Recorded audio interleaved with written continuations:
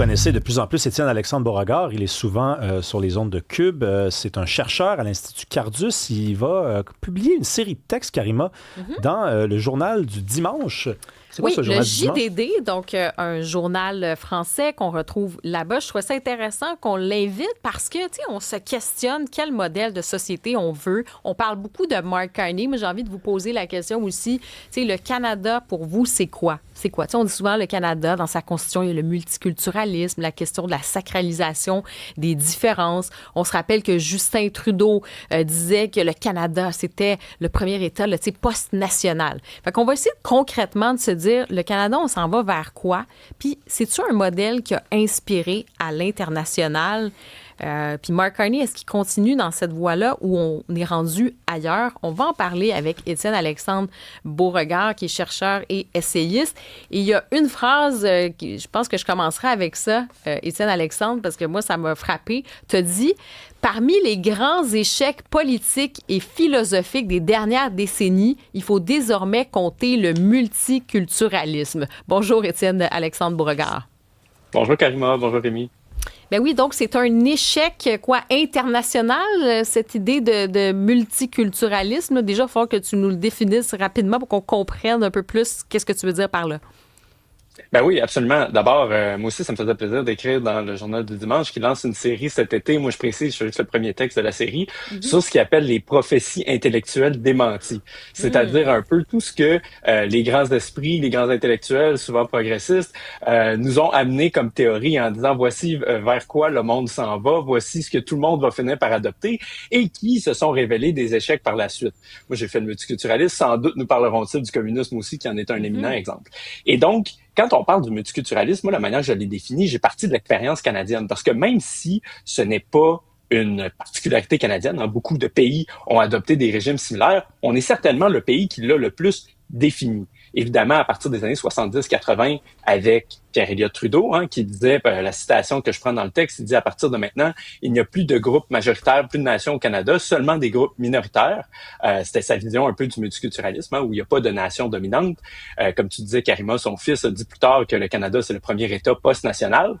À ça, j'ajoute aussi un peu de Charles Taylor, n'est-ce pas, un de nos philosophes les plus reconnus, les plus cités, qui disait dans un texte sur ce qu'il appelle la politique de la reconnaissance, que, grosso modo, exiger l'intégration, exiger des compromis sur le plan des pratiques ou des valeurs, c'est devenu une forme de violence symbolique qu'on ne devrait plus faire. Donc, moi, comment j'ai défini le multiculturalisme dans ce texte-là? C'est de dire d'abord un fort volume d'immigration, puis ensuite une indéfinition de notre pays, de notre cadre politique, et donc pas de volonté d'intégrer. Puis c'est ça qui cause des problèmes aujourd'hui.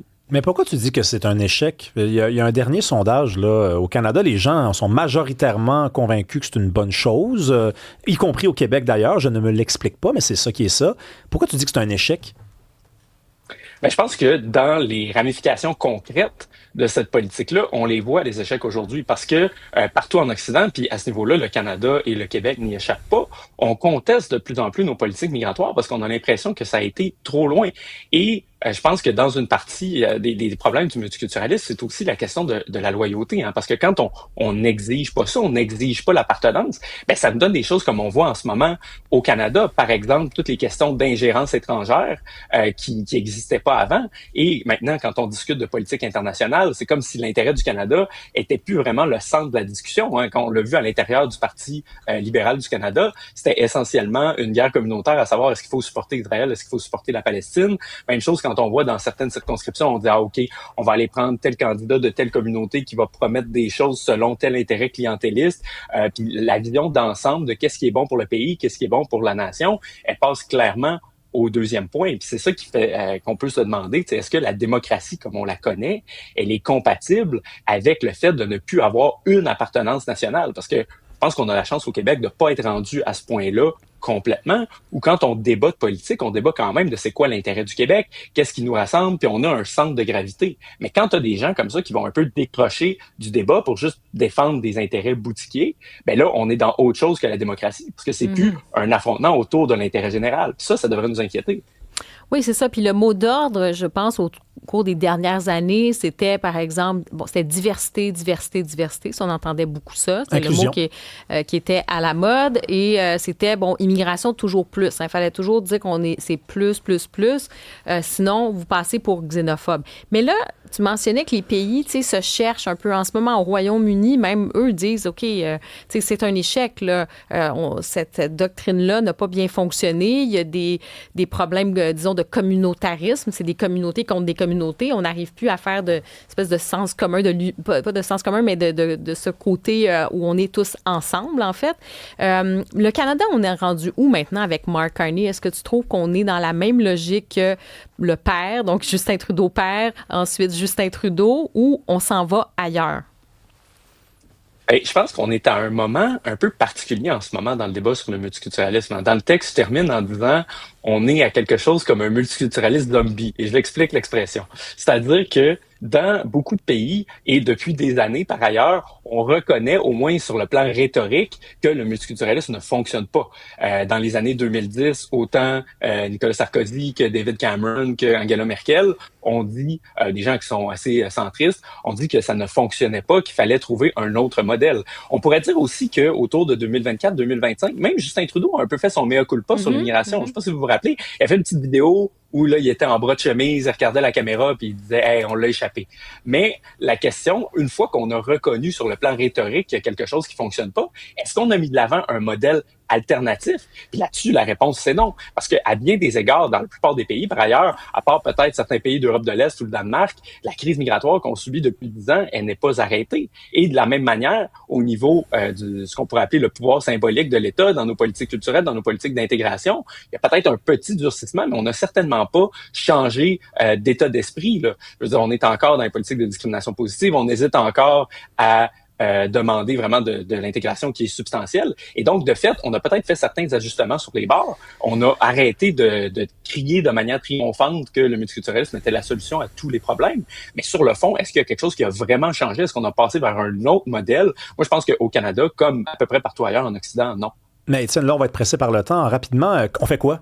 Parce que ça fait quand même près de 50 ans, la loi sur le multiculturalisme au Canada. Il y a eu toutes sortes de gens qui ont été accueillis, à qui on a dit, c'est ça être Canadien, c'est apporte ton bagage et mets-le à table. Là, on peut pas leur dire de plus faire ça, là. Je veux dire, on est peut-être allé trop loin. On se réfère à quoi si on change le modèle? Ouais, ben c'est sûr que le Canada puis le Québec, c'est pas pareil, c'est pas à vous que je vais apprendre ça, mais cela dit, je trouve ça intéressant quand même que dans les débats d'idées anglo-canadiens, que moi je suis quand même de près, je vois qu'il y a de plus en plus de gens qui disent justement, peut-être qu'on l'a échappé avec la loi sur le multiculturalisme, peut-être qu'il faudrait changer de modèle. Puis rendu là, moi je suis quand même de ceux qui pensent que mieux vaut tard que jamais.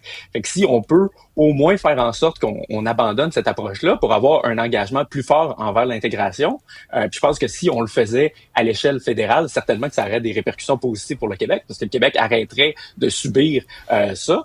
Et de la même manière, le Québec le fait déjà. Le Québec essaie, mais on est dans un contexte fédéral. Tu l'as mentionné, où il y a quand même la Constitution. Fait que le Québec, avec son modèle, par exemple, la laïcité, est-ce que c'est une voie ou c'est incomplet? C'est sûr que ça vient dans la bonne direction. Puis tu sais, même quand le ministre Roberge est arrivé avec son modèle c'est pas la convergence culturelle, mais l'intégration nationale, qui disait pour offrir un modèle différent que le gouvernement fait maintenant la promotion, ça, je pense que c'est toutes des actions qui sont dans la bonne direction. Après, il faut quand même savoir aussi, il faut pas perdre de vue que le facteur moteur derrière ça, c'est les volumes d'immigration qui excèdent de loin notre capacité d'intégration depuis plusieurs années déjà. Fait que tant qu'on réglera pas ce problème-là, qui est quand même la source, c'est-à-dire que la capacité d'intégration est complètement dépassée, c'est sûr qu'on va pouvoir faire un peu tous les ajustements a posteriori qu'on va vouloir, mais il reste un point où le nombre est quand même la donnée de base avec laquelle on doit travailler. Merci beaucoup, Étienne Alexandre. Toujours un plaisir à l'Étienne Alexandre Beauregard. Karima, moi, j'ai posé la question à Étienne. Qu'est-ce qu'on fait? Le Canada, mettons que tu es un Pakistanais, puis que tu arrives au Canada aujourd'hui. Ça fait 40 ans qu'on dit aux Pakistanais d'origine qu'ils peuvent être Pakistanais ici et être tout à fait Canadiens. Alors, est-ce que ça veut dire que le pays est foutu? Parce que de revenir sur non. Ça s'appelle faire de la politique. Puis, à un moment donné, t'édictes des lois, des directives. On nous a imposé ce modèle-là. On l'a dit depuis 50 ans. Il n'y a aucune raison qu'on ne soit pas capable de changer. On s'en reparle demain, Karima, à 9h, tout le monde, jeudi demain. Bye-bye. Bonne journée. Bye-bye.